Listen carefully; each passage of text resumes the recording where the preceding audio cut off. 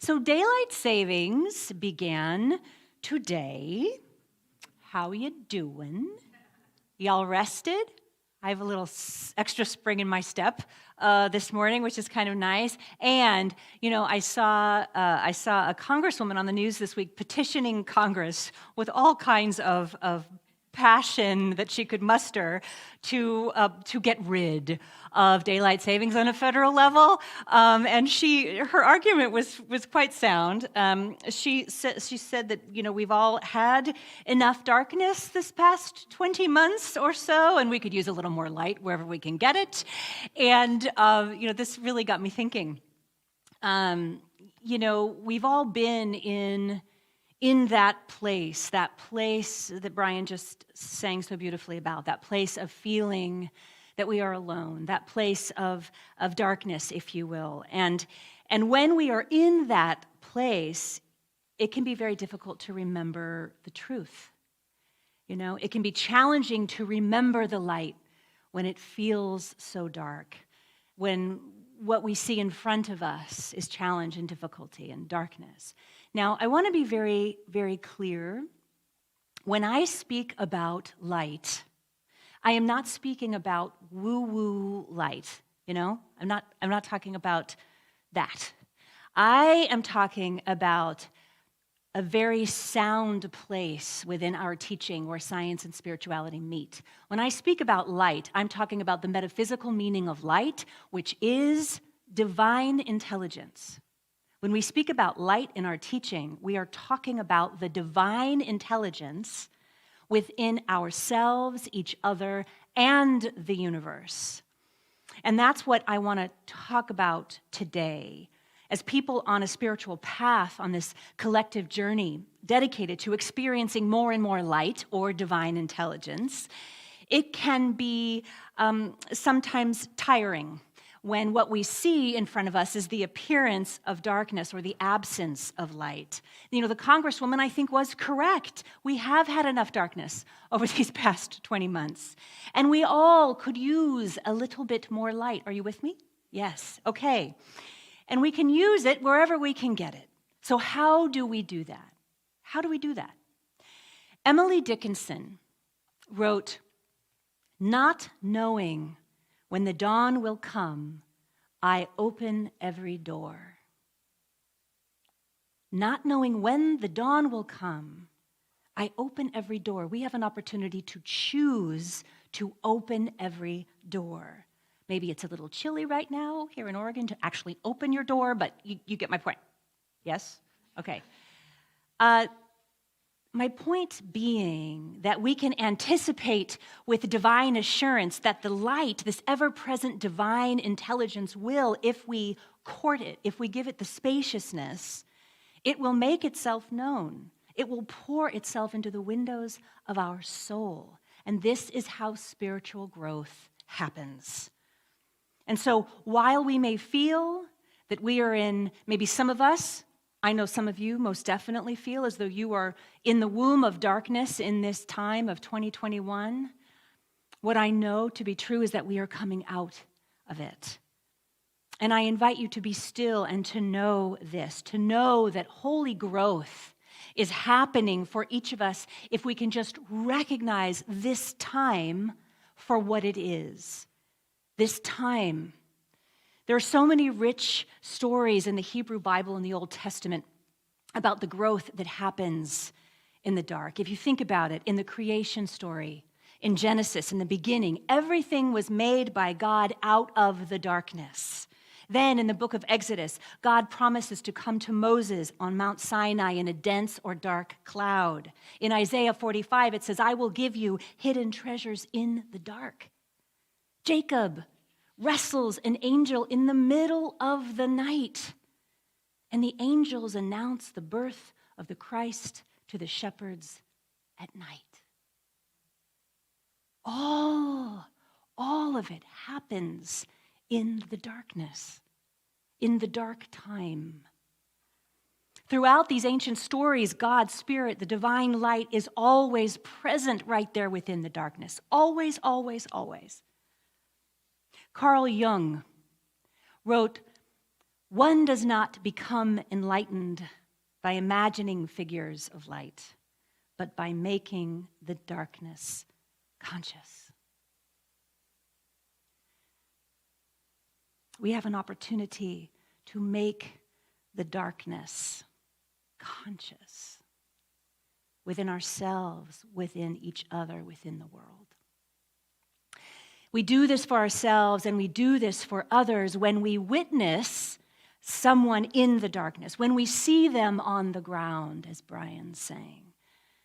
If we can remember that something is wanting to be born out of that difficulty, it can give us the spaciousness within ourselves to step away from our own ego and find them and see them and pick them up, even if they can't find it for themselves in that moment. And often it doesn't take much. It doesn't take much. It can be extending a hand. It can be one sentence to find someone, to witness someone. You know, I remember one Sunday, many years ago, I had found my way into a New Thought church. I was brand new. I was in my own dark night of the soul, a really, really difficult time I was moving through in my own life. And I was the person who sat in the very back row of the church, like right on of the pew, like right on the aisle with one foot out, ready to bolt out that back door in any given moment if I needed to. I did that for a good year. And one Sunday, a Sunday I almost didn't go to church that week, but something nudged me to. Thank God I listened, I went. That particular Sunday, there I was in the back row, on the aisle, could bolt at any moment. And the minister, my beloved teacher and one of my many glorious mentors, Dr. Mark Vieira, was speaking about all kinds of wonderful metaphysical things, and I was new, and I was trying to take it all in, and it was all very exciting, and, and I was going through a really hard time. And here is what I heard him say. It's something I have never forgotten. And he said it in a way that, I don't know if this has ever happened to you, it's happened to me so many times, where I felt like he said it just to me. Have you ever had that? Where the minister says something and you're like, wait, how did they know? How did they know? He said, no matter what you are going through, the spiritual truth is that the entire universe is on your side. The entire universe is for you, not against you. And the sooner you realize this, the easier your life will be. I have to tell you, I did leave church that day. Actually, right after he said that, not because I wanted to, but because I was crying so hard. I had to process that.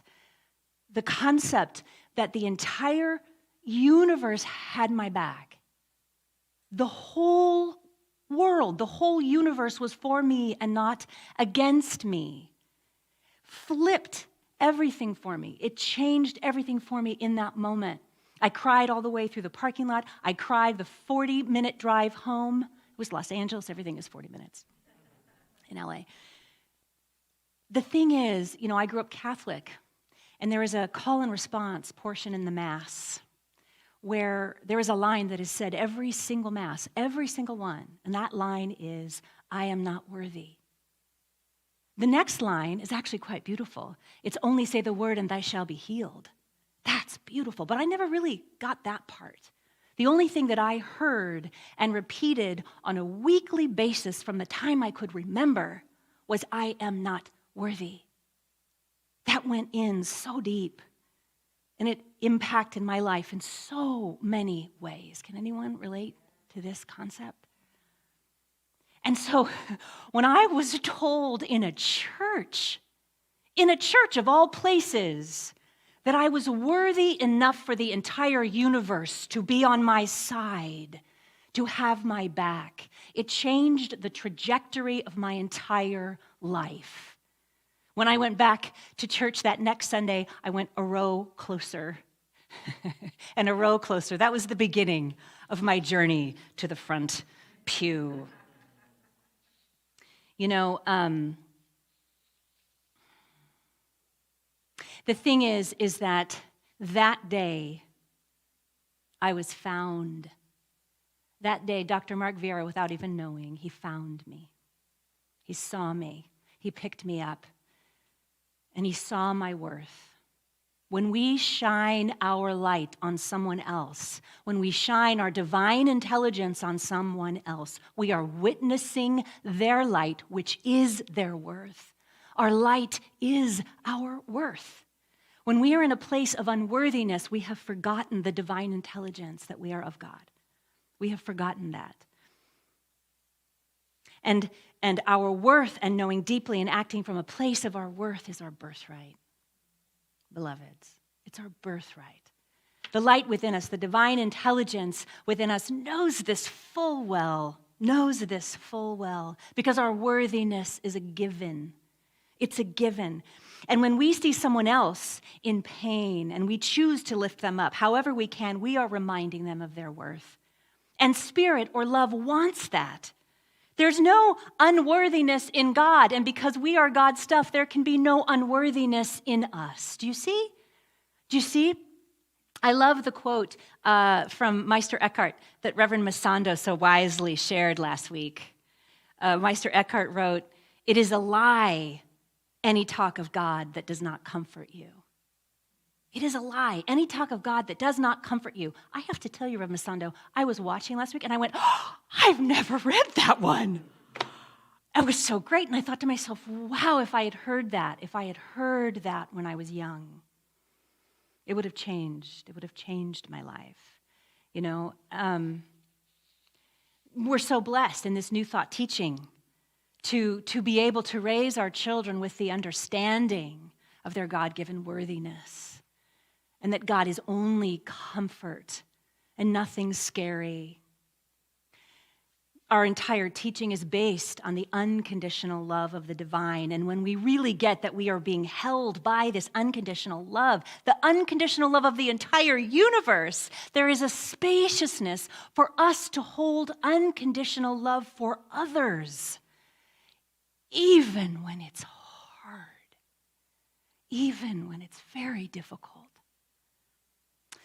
Jesus of Nazareth said, "You are the light of the world." You are the light of the world. The message that he gave was to let your light shine. He wasn't referring to some magical, light on a cloud that woo-woo-y and, those sort of floats in. He wasn't talking about that. He was very practical. He was very practical in the original mystical teaching where his entire ministry was to illustrate, to teach, to help us to remember that we are the light of the world. That it's not outside of us. It's not up in the sky. The light of the world happens through us, as us, right here, right now. So this light of the world that we are, this gets to be our lived experience if we choose it.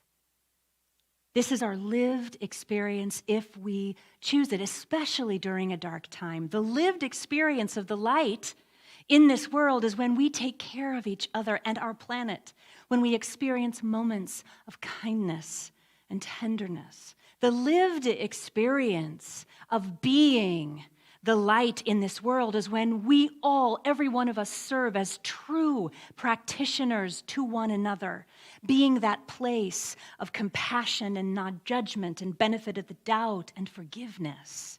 The lived experience of the light of this world that we all are is when we lay down our anger and our resentment, when we choose peace, whatever the thing is, big or small.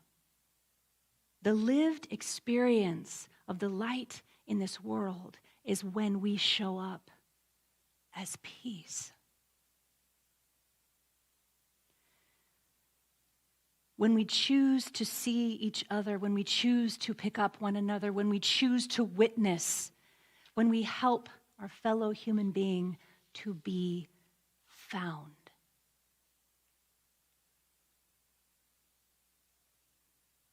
One of my favorite Buddhist teachers,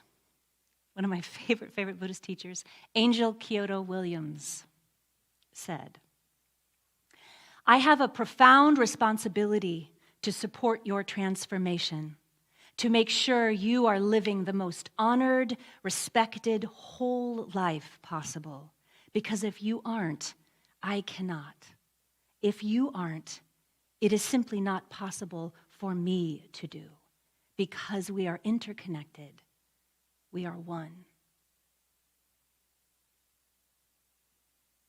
We have a divine opportunity, my friends, to find each other over and over and over and over again. By speaking love and being the activity of love into the places where it is being called for, into the places of racism and sexism and sizeism and homophobia, hatred of every kind. By speaking love and being the activity of love for each other. By not holding our light back, we meet each other again and again.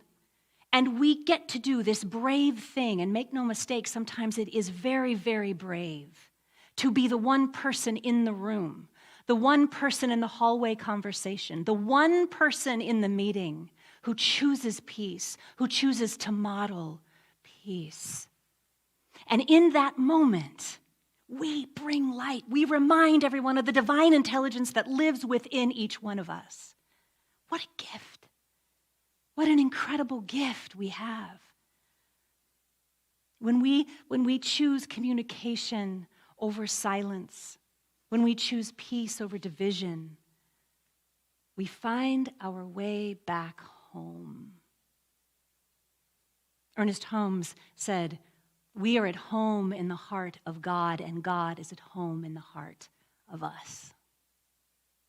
I've been thinking a lot about this idea of home lately. Home, spiritual home.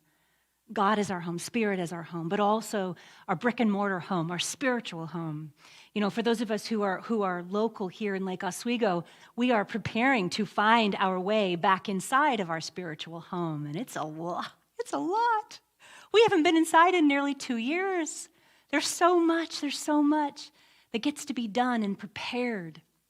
And for those of you who regularly join online, it will be so much more pleasant to watch our services without the elements of earth, wind, and sky that we navigate every Sunday, checking the weather apps, the many weather apps. It's time. And we're going to do it very, very, very, very safely. We're going to talk about this at our community meeting later today. You know, I love that we're in this deep preparation to return home during the most auspicious time of Diwali, which, as Reverend Masando spoke so beautifully earlier in his meditation, is happening right now. And Diwali is thousands of years old.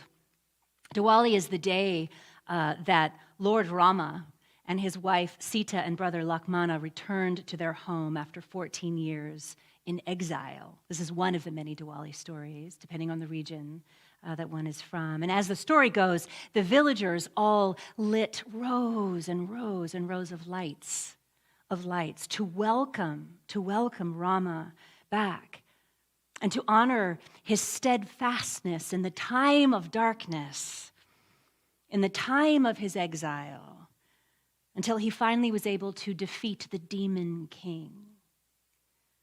There are many Diwali stories. This one's my favorite because it's the celebration. It's the celebration of coming out of exile, coming out of the dark time. This 5-day festival ends tomorrow. And it's very, very important for so many people across the world. You know, people decorate their homes with colorful lights, and in the streets, and the buildings are festively lit, and there are fireworks. It's very similar to New Year's Eve. Many folks from Hindu, Sikh, and Jain households consider Diwali to be a fresh start. Isn't that nice? It's a fresh start, much like we're doing here. They often will clean their spaces and renovate them and decorate them and redecorate them. It's a time where people make peace with one another. They settle debts that they may have. It's a time to offer olive branches and become the peace we wish to see in the world. It's common for folks to reach out to loved ones who, they may have lost touch.